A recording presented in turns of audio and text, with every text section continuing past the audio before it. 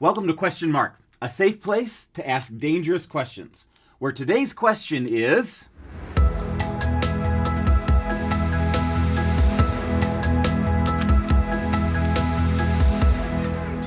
why not trust the Gospel of Thomas?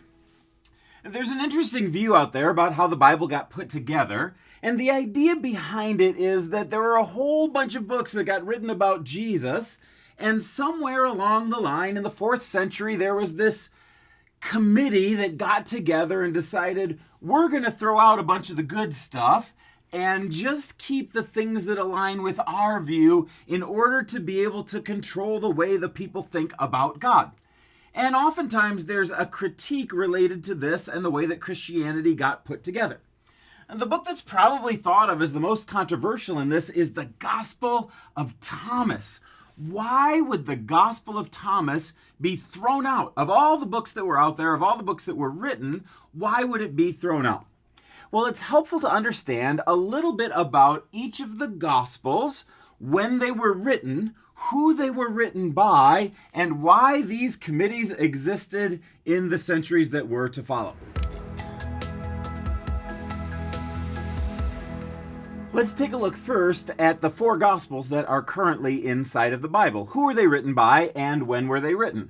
Mark, my favorite Gospel, was written by Mark, who was not a follower of Jesus in terms of the 12 apostles, but would have been an eyewitness, and was writing down basically the things that Peter said, as Peter was a discipler of Mark.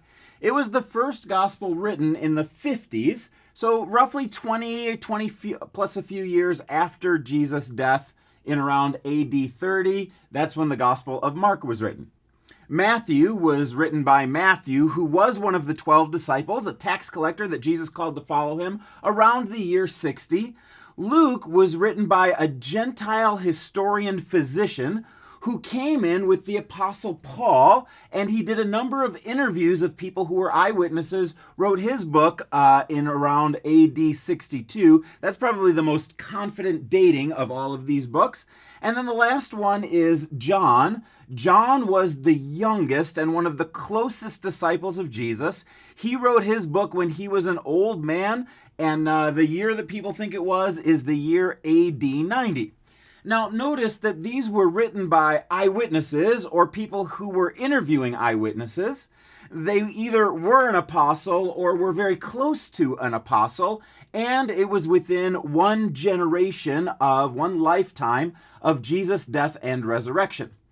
There are some other gospels that we don't count as credible. Let's check how they compare.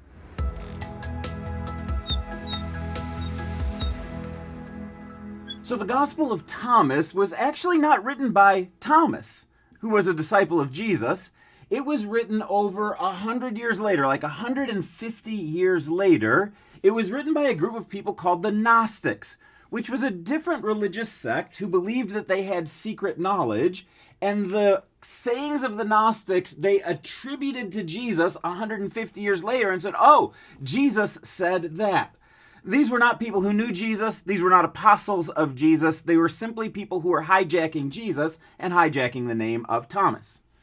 Later on in the 400s, you had the Gnostics doing this again, only the name that they hijacked was the name Mary. And then in the 1400s, there was a Gospel of Barnabas that was written, claiming that it was written by the original Barnabas, but of course written over 1,000 years later. And it has some interesting connections to Islamic theology and some connections that are there, which lead scholars to believe that it was at least influenced by Islam, if not written by people who were Muslims. Now, that council that we had talked about was a council that happened roughly right around this time frame. In fact, there are 2 key dates, 367 and 397. One is when a bishop had written a letter that said, these are the 27 books of the Bible. In 397, it was the Council of Carthage, and during that council, there was an official council of bishops who said, these are the 27 books that we consider to be the books that count in the New Testament. Why didn't it happen before then? Well, before then, there was no need to officialize this because the early New Testament community kind of said, these are the books that were written by the people who were there, and the ones that were written by the people who were there, they circulated very widely, and they believed very widely, and it wasn't until the intervening years when books like the Gospel of Thomas came out, where people were claiming falsely that we were there at the time, and they really weren't there at the time, that there needed to be a council who said, no, no, no, these are the official ones. And you'll notice that the ones that they eliminated were the ones that were not written by eyewitnesses and the ones that were not written during the time.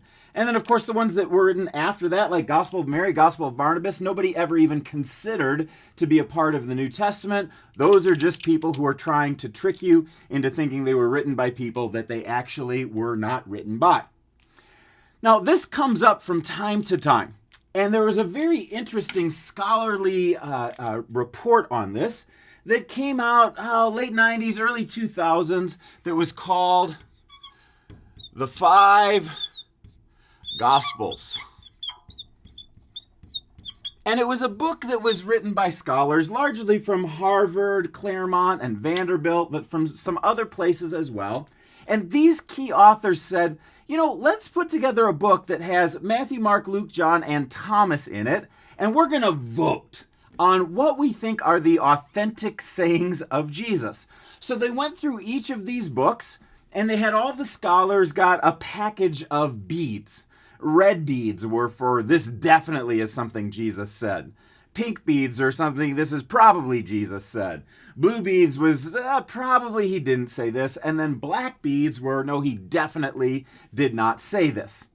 And they took a shoebox and they would pass it around the room. They would say a saying of Jesus that comes from the book of Mark, let's say. Everybody would vote on it. And whichever box had the most beads of a particular color. So let's say there was a saying like Our Father.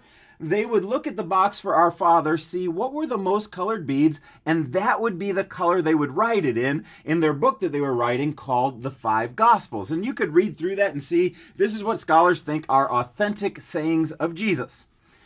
Well, the interesting piece of that result is that they considered that most of the eyewitnesses got it wrong what Jesus said. So if you look at the Lord's Prayer, the only thing in red is Our Father, and all of the rest is in other colors. But then if you go down to the Gospel of Thomas, there's all kinds of stuff that they thought was credible. And what's ridiculous about that is that 2,000 years later, there are these scholars who say, we know what Jesus said better than the people who walked and talked with him. It's incredibly presumptuous, and it forgets the idea, the very basic scholarly idea, that these things were not written until 150 years later. How can someone 2,000 years later say that this guy knew better than these four combined what Jesus did or did not say?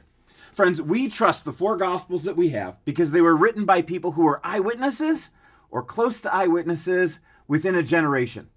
It's an embarrassing wealth of information about the most influential character in history. And if you want to know who can I trust to tell you about Jesus, I'd point you to Matthew, Mark, Luke, and John.